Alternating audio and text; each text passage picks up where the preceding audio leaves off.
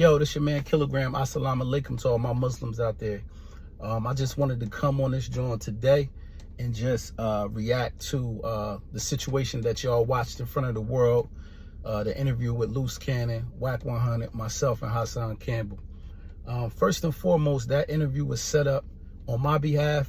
It was set up out of pure 100% me being genuine.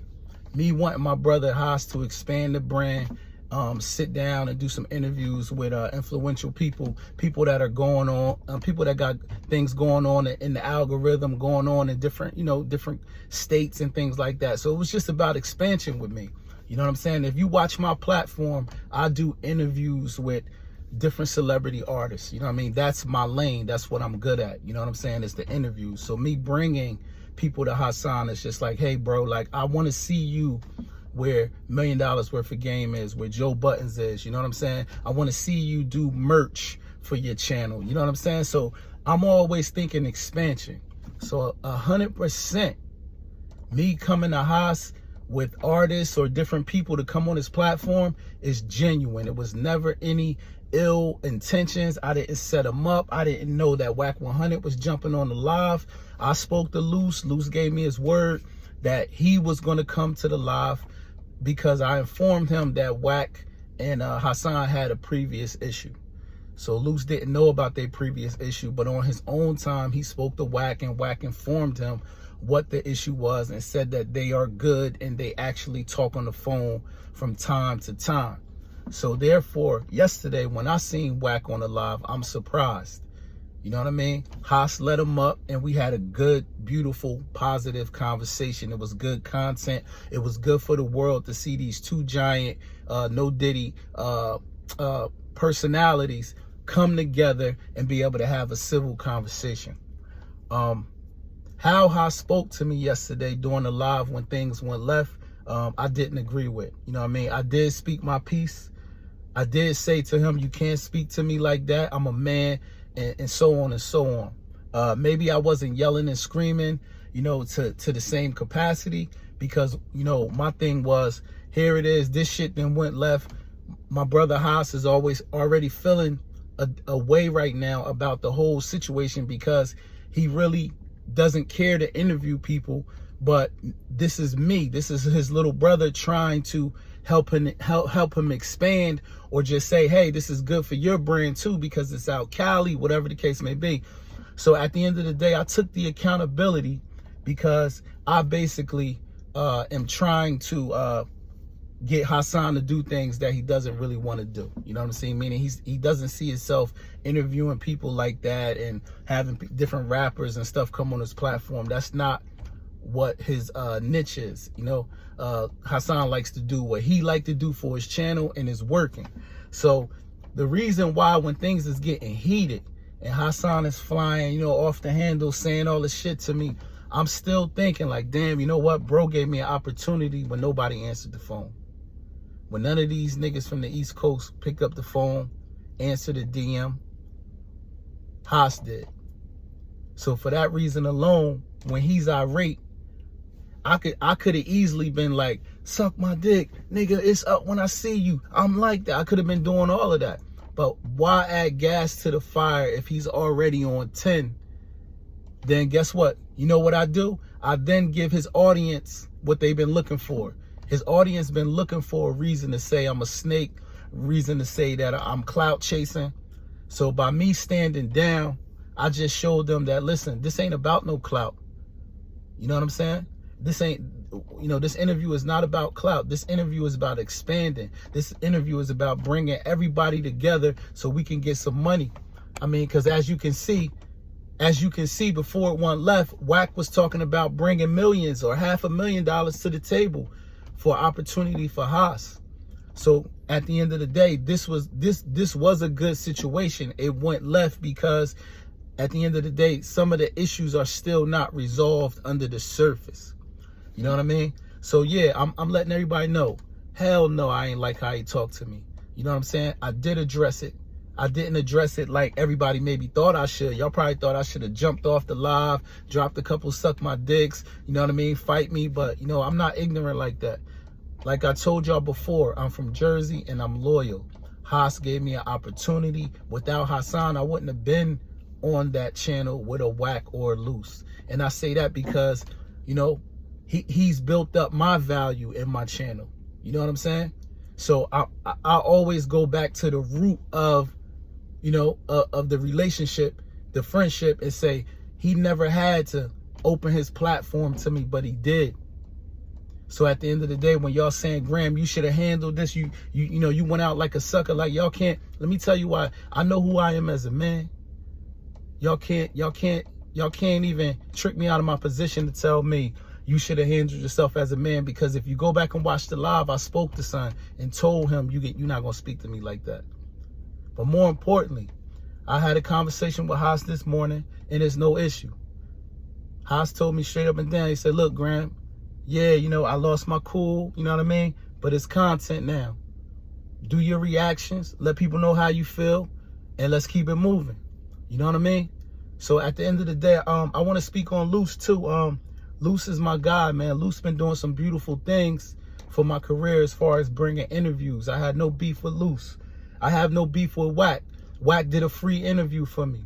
Luce did a free interview for me. Luce been plugging me with other free interviews. I was just in the moment yesterday being on a stage with 3 people that are popping out here in this YouTube world. You know what I'm saying? Here I am, the underdog, and I'm taking it all in. So at the end of the day, I'm not trying to come on here and defend myself to say, oh, da-da-da-da-da. I'm not, see, my thing is this. Y'all can make y'all titles. Kilogram went out like this, Haas handled this, because I know y'all content creators, y'all gotta eat. It's rent due in a week. You gotta eat. So in the words of Math Hoffa, eat. But let me tell y'all something. At the end of the day, the problems with a lot of y'all niggas is y'all burn bridges because of y'all pride. And pride always comes before the fall. You know what I'm saying? I understand that things went left yesterday. But if my brother is going off, he flying off the handle, I'm going to check him. Hey, listen, don't talk to me like that, my nigga. But I don't need to match his energy because I understand where the root of the problem was. The problem is this. I see things like we can all get together. We can all get this money. And then that's not everybody's thought process. Some people just want to be left alone. Some people want to just be in their lane, minding their business. So at the end of the day, for that specific reason is why I take the accountability, why I stood down and didn't go ape shit. But let me tell you something about me in Jersey. My name has no smut on it. Niggas don't talk to me like that, period. I don't care who you is. You feel me? Like, in the streets, that was definitely a go left situation, a fight, whatever it's going to go to. But for my brother, who I know is going through something, who I know when they brought up a certain issue, that is an issue for him, for people to laugh at his pain. I'm not going to then downplay his pain by being prideful to say, oh, nigga, who you talking? Nigga, yeah, like, for what? At the end of the day, I'm the level-headed one to say, guess what? We're going to talk about this shit later. If I got to take the hit online to look like a sucker, I'm going to take that for my brother. Because you know why? You know why I'm going to take it? I'm going to take that once from my brother. You know what I mean? Because continuous disrespect is never allowed. But I'm going to take that because at the end of the day, he was already on 10. He already told me that he really wasn't comfortable doing the interview or moving and shaking, you know, whatever. And I told him, yo, this is a good opportunity for you to grow and, you know, and build your brand, because I'm always thinking expansion. I always want to see the full potential in the people that I'm around. And I want them to see my full potential. I want them to push me to my maximum potential. So at the end of the day, it's like all of the slander, Kilogram is this, Jersey look bad, Jersey look good. You know why Jersey look good? Because I'm up there balling for Jersey. You feel me? I'm balling for Jersey right now. I'm on the court where niggas is eating popcorn and Twizzlers in the stands talking about me. So like I told y'all before, I wanted to do this little reaction. I ain't gonna spend a whole lot of time on this shit. Ain't nothing pussy about Kilogram. Haas is still my man. Luce is my guy. Wack is my nigga. And it's business.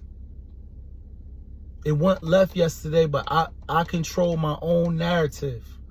If anybody really watched that 5-hour live, you seen me tell that man, you can't handle me like that. You can't talk to me like that. But I don't need to repeat myself 49 times. Just because he yelled, I don't need to yell back. I know who I am. And I know who the brother is that's yelling. I know that he's hurt. He's embarrassed. That you know, sometimes people laugh at his pain.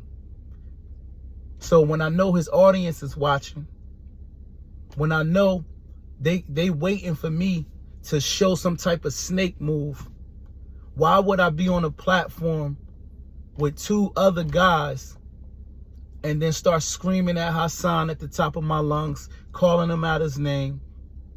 That would show right then and there that whatever his audience has said about me being a snake clout chaser, that would have showed that right then and there. And that's not who I am. You know what I'm saying? Because guess what? Whether my brother right or wrong or indifferent, we have a conversation privately about our disrespect. And I told him that. I said we could have got on the phone and handled that better than we did publicly. But one thing I understand is Hassan is loyal to his audience. They pay his bills. That's his bread and water. Nobody comes before his audience, not me, not nobody. I only knew Hassan for 4 years. So all of y'all that's surprised that he went left, we not from the sandbox together. This is business. If he felt like this is not true, but he felt, his perception was, he felt the way and he reacted. But I know in my heart, I was genuine. That's why I didn't need to raise my voice. I didn't need to curse him out. I didn't need to drop SMDs because I know I was genuine. I just knew that the move that happened, it just didn't go right. And in life, sometimes you want to sing Kumbaya. You want to hold hands to the paradise, no Diddy, and see everybody win. But that's not everybody's vision. So I just wanted to come on here and clear that up. Like I told y'all, I'm a man first. Disrespect is not tolerated. Listen, signing out as your man Kilogram.